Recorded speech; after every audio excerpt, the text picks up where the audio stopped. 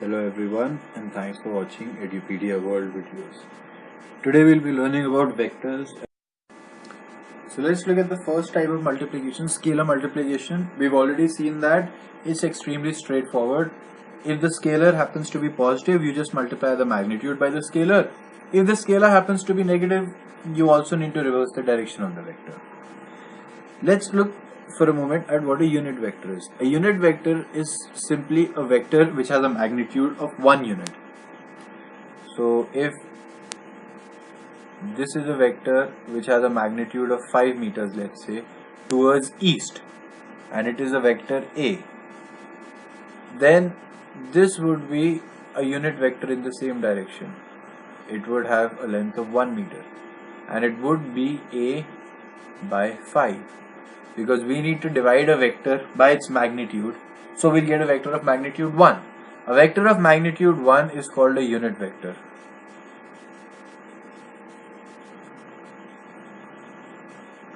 A unit vector is a vector of magnitude 1.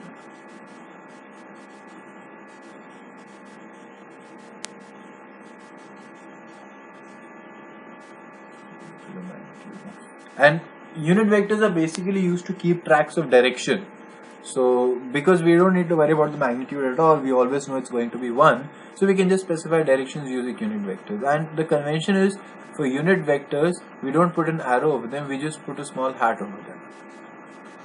So this is called a hat, this is called a arrow or a vector, this is called a hat.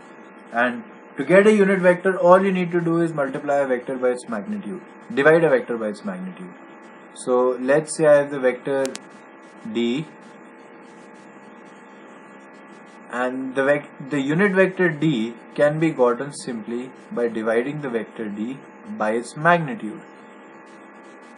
So if d has a magnitude of 7 units, you divide d by 7, you're going to get a vector which has the same direction but the magnitude is 1 unit, which is going to be a unit vector, right? So simple enough. So unit vector is a vector whose magnitude is 1 unit, and it is mainly used to keep tracks of directions. To get a unit vector, all we need to do is to divide a vector by its own magnitude.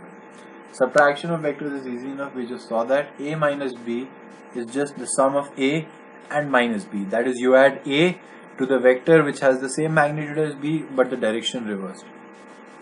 Let's look at dot product for a second. Dot product is another word for scalar product which we saw. The resultant of the dot product of two vectors is a scalar. A scalar by definition only has a magnitude, it does not have a direction. Right. So the definition of dot product is this: if you have two vectors a and b and they make an angle theta between them, a dot b is defined as mod a mod b cos theta. Right. So let's say you have a vector in this direction and magnitude of 10 units, and let's say you have a vector in this direction with a magnitude of 5 root 2 units and the angle between them is 45 degrees. Let's say this is vector A and this is vector B. So A dot B, this is a formula which you need to remember and you're going to use again and again, is defined as the magnitude of A times the magnitude of B times the cos theta, that is cos of the angle between them. So in this case it will be 10 into 5 root 2 into cos of 45 degrees is 1 by root 2. They cancel and it becomes 50. So the dot product of two vectors is just the product of the magnitudes multiplied by the cosine of the angle between them. An important thing to know is that cos of 90 degrees is 0. So the dot product of two perpendicular vectors will always be 0. It doesn't matter what the magnitude is. If this is one vector and this is another vector and the angle between them is 90 degrees, then cos of 90 degrees will be 0. So the dot product of two mutually perpendicular vectors is always 0. Right. The angle between two vectors, we talked about this earlier, this is a source for a lot of confusion among students, is defined as the angle between their tails, which if you parallelly translate them will also be the angle between their heads, but is not the same as the angle between a tail and a head. So you have a vector, I will repeat it again because this is important. Here another vector like this, and this angle is 150 degrees. So remember, this is the tail of this vector, this is the head of the vector, this is the tail of the second vector, this is the head of the second vector. 150 degrees is the angle between the tail of the second vector and the head of the first vector. This is not the angle between the two vectors. You could calculate the angle between the two vectors in many ways. You could either translate the second vector parallelly in this direction, and then this becomes the tail of the vector, this becomes the head. Then you see that this angle is 30 degrees. So the angle between the two vectors is 30 degrees. If you didn't want to translate the second vector, you could translate the first vector. And you could take this vector up, and this is what it will be. And we see that this angle is again 30 degrees.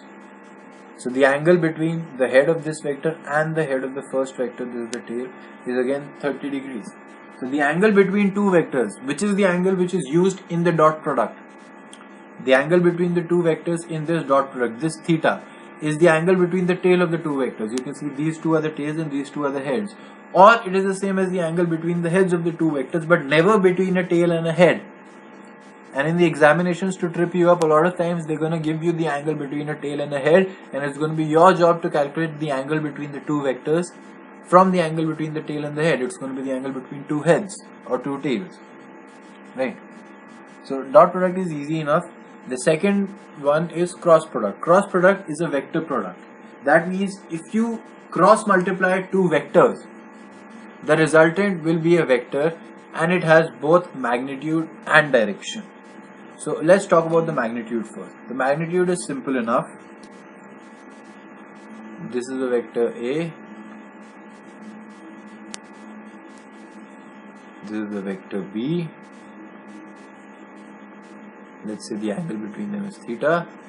We know that A dot B, this is the notation for dot product, you just put a dot between them, is the magnitude of A multiply the magnitude of B multiplied by cos theta. This is fine because here theta is the angle between the two tails. A cross B is simple enough. Excuse me, this should be a small b. A cross B is just magnitude of A times the magnitude of B times sine theta. Cos theta is replaced by sine theta. But this is not strictly a correct equation because A dot B is a scalar product, so this is a scalar. But this is a vector. You cannot say a vector is equal to the scalar. This is a product of three scalar terms. So what we do is we put a magnitude between them, and this doesn't remain a vector anymore. Now this becomes a scalar. Right. So the magnitude of the cross product of two vectors is defined as mod A mod B sine theta. That is just the dot product except you replace cos theta by sine theta. Right. So if you take two vectors, A cross B will be mod A mod B sine theta. The direction is a little bit tricky, so it needs a little bit of attention. There are many rules to find the direction of cross product. One of the most famous ones is the right hand rule. And in that rule, you put your index finger and your middle finger in the direction of the vectors A and B, and your thumb will move upwards in the direction of A cross B. One thing you need to know is that A cross B will always be perpendicular to both A and B. Right? So it will not be in the plane of A and B, and this is what makes it a little bit tricky for beginners. So if this vector is A and this vector is B, then the plane of your computer monitor in which you are looking in this video, that is the plane of the vectors A and B, and the vector A cross B is going to be perpendicular to that plane. So if your screen is perpendicular to you, then A and B both are perpendicular to this, both are parallel to the screen and away from you. The vector A cross B, it will either be towards you or away from you. That is perpendicular to the plane of the two vectors. Right? That's easy enough. That you can find out pretty easily. You just find the plane perpendicular to the two vectors, and you'll know that that is the direction of the cross product. The tricky part is there are two directions perpendicular to every plane. For example, if I take this to be my x-axis and if I take this to be my y-axis, then the z-axis has to be perpendicular to these two. That is, it has to be either towards you or away from you. But which one of the two will it be? There are two possible choices. So the answer to that is pretty much arbitrary. We've just chosen one and we stick with it, and that's why we use the right hand rule as opposed to the left hand rule. The left hand rule would give us a different result. So in this case, you can see if you put your middle finger towards y and your index finger towards x of your right hand, then your thumb is going to come out towards you, right? Not away from you, towards you. So that will be the direction of the vector x cross y, and similarly that will be the direction of the vector a cross b. If you put your index finger in this direction and you put your middle finger in this direction and you use your right hand, you'll be able to see that the thumb is pointing towards you, not away from you, right? If we take the opposite, if we take b cross a, then you can see you'll have to put your index finger towards b and you have to put your middle finger towards a, and in that case you'll see that the thumb is pointing away from you, not towards you. Be careful to use the right hand only, right? So we've seen a remarkable result, which is a cross b is not the same as b cross a. Though for dot product they are commutative. For dot product, a dot b is equal to b dot a. Now we do know that the magnitude of a cross b and the magnitude of b cross a has to be the same, because they're just the product of a and b and the sine of the angle between them. So the magnitude is the same, but the direction is opposite. In this case, if you take a cross b, then you put your index finger towards a and your middle finger towards b, and your thumb will come out towards you. So that is towards the viewer. But the direction of b cross a will be the opposite. It will be away from the viewer, right? So this is a little bit tricky and you need to practice it a little bit, but you will get the hang of it soon enough. A small notation, we generally use this to denote going inside the plane and this symbol to denote coming out of the plane. So in this case, the direction of the vector a cross b is coming out of the plane, and the direction of b cross a is going into the plane, right? So this is something which you need to remember, that a cross b is the opposite or the negative of b cross a, but their magnitudes are the same, which is mod a mod b sine theta. Another thing to note is that cos theta was 0 when theta was 90 degree. So we said that the scalar product of two vectors is 0 if they are perpendicular. Sine theta is 0 if theta is 0, or if theta is 180 degrees. So the cross product of two parallel vectors will be 0, because then the angle between two parallel vectors is 0 degrees. If this is one vector a and this is another vector, b, the angle between the two vectors is 0 degrees. So sine theta will be 0. So the cross product of the two vectors will be 0. Similarly, if we take two anti-parallel vectors, this is a vector a and this is a vector b, the angle between the tail of the two vectors, if we parallelly translate a in this case, is 180 degrees or pi radians, and sine of 180 degrees is again 0. So the cross product of two vectors is again 0. If you haven't studied trigonometry beyond angles from 0 to 90 degrees, there is only one thing which you need to know, which is that the sine of 180 degrees minus theta is the same as sine of theta. Other formulas for cos, tan, secant and all you'll learn in mathematics soon enough, but this is what you need to. So if theta is 0, sine of 180 minus theta, that is 180 minus 0, is same as the sine of 0. Excuse me. So these are the two important things, cross product and dot product, which you need to remember. And now what we're going to do is, up till now we've seen one representation of a vector, which is in terms of magnitude and direction. So I'm going to draw a little table which is going to be our schedule for the next lecture. I'm going to write just M and D here, and I'm going to write just components here. I'll explain what this means soon. And here are the main operations which you like, which is addition, scalar multiplication, This is scalar multiplication, means multiplication of vector by a scalar. Then you have subtraction. Then you have dot product. And then you have cross product. This is what we've done up till now. However, we've done all this in this magnitude direction form. What we mean by that is, if I give you the magnitude and the direction of two vectors, then you've learned today how to give me the magnitude and direction of the sum of the two vectors. If I give you the magnitude and direction of a vector and I give you a scalar, you can give me the magnitude and direction of the product of the two. If I give you the magnitude and direction of two vectors, you can give me the magnitude direction of the subtraction of the two vectors. You can give me the magnitude of the dot product of the two vectors. It doesn't have any direction because it's a scalar. And you can give me the magnitude and direction of the cross product of the two vectors. So what you need to see is, in all these 5 cases, the form in which I give you the vector is the form in which you return the answer to me. If I give you the magnitude and direction of the cross product, you can give me the magnitude and direction of the multiplication of the two.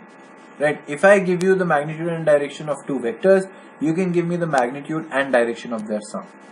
Magnitude and direction is just one way to represent a vector. There will be another way to represent a vector, which we'll see in the next lecture, which is in terms of its components. Right?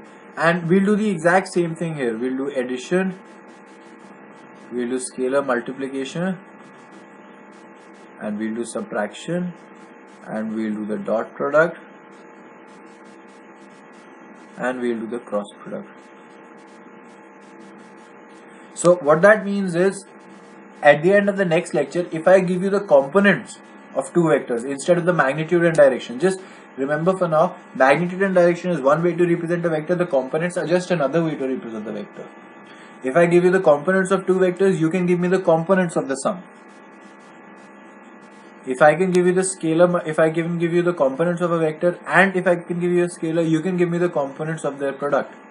If I can give you the components of two vectors, you can give me the components of the difference of the two vectors. If I give you the components of the two vectors, you can give me the dot product, and you can give me the components of their cross product. So we'll see that we'll have learned two parallel ways to deal with any problem in vectors. We can solve everything in terms of magnitude and direction, in which the inputs are given in terms of magnitude and direction, and once you do it, the outputs come in terms of magnitude and direction. Or we can solve everything in terms of components. That is, the components of the vectors are given, you need to find out the components of the cross product, for example. We'll see that the second way in most cases is much easier than the first way, much faster. So to top it off all, and to make sure we learn everything, what we learn before that is the interchange between the two. That is, I give you a vector's magnitude and direction, and you are able to give me its components. Or I give you the components of a vector, and you are able to give me its magnitude and direction. Once you're able to do that, you'll be able to solve any problem. For example, I can give you the magnitude and direction of one vector, and I can give you the components of a second vector, and I want the magnitude and direction of the sum of the two vectors. So you know the component of the second vector, you can convert it into the magnitude and direction of the second vector, and then since we put a tick mark here, you can give me the magnitude and direction of the sum. So this will be a final tick mark. Once you've done all this, then you'll have two separate ways to solve any question of vectors, either using magnitude and directions or using components. I personally find it much easier to use components. Okay, thank you.